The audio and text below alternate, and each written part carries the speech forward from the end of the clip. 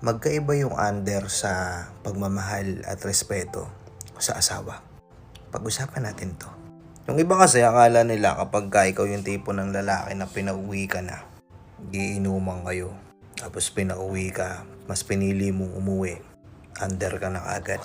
Kapag meron kang lakad na gustong puntahan, di ka pinayagan, at sumunod ka, under ka na agad.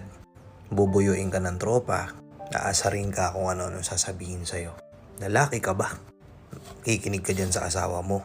Ikaw yung lalaki, dapat ikaw yung nasusunod. Ako minsan nasasabihan ako ng ganyan eh. Ako kasi yung tipo na kapag nag-text na sa akin si Macy's o tumawag na, umuuwi na ako.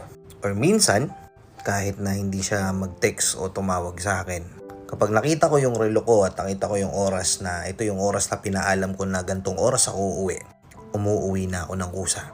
Kahit sino pa yung kainuman ko na yan, kahit anong klaseng okasyon pa yan.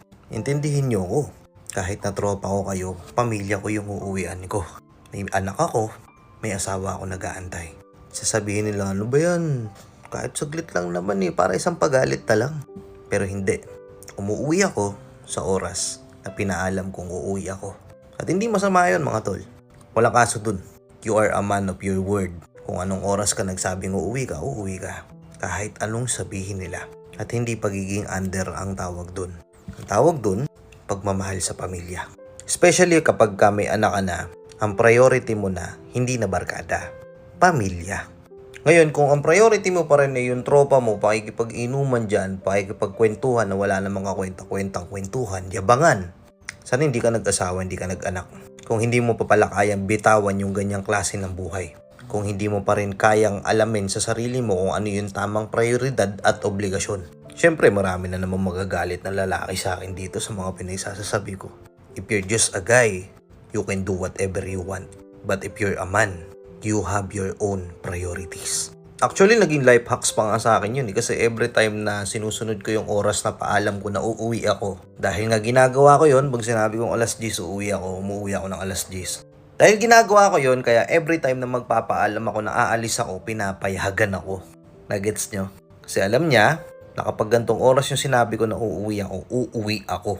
Kahit umuulan, bumabagyo yan. Wala akong ibang i-reason kung bakit ako malilate. Life hacks na rin yun para sa akin. Kasi kung gusto ko ulit makipag-inuman, sabihin ko, alas 9, uwi na ako. Papayagan ako. Pero uuwi ako sa oras na pinangako ko. At hindi ibig sabihin nun na yung partner ko na yung mas dominant sa relationship namin. Unang-una sa lahat, ako may hawak ng pera ko. Pera ng pamilya namin. Ako nagmamanage lahat. Ako nasusunod kung anong gusto kong bilhin. Hindi niya kinokontra kung ano yung mga gusto kong bilhin. Bahala ako. Though may mga bagay na gusto kong bilhin na sinasabi niya na pag-isipan mo mabuti bago mo bilhin. And nakikinig ako. Pinag-iisipan ko munang mabuti bago ko bilhin. Pero at the end of the day, decision ko yung nasusunod. And she respects that.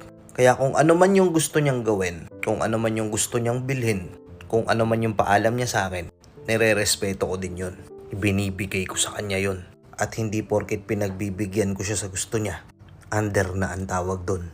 Inuulit ko, magkaiba ang under sa may respeto at pagmamahal sa asawa. Nakuha? Peace out.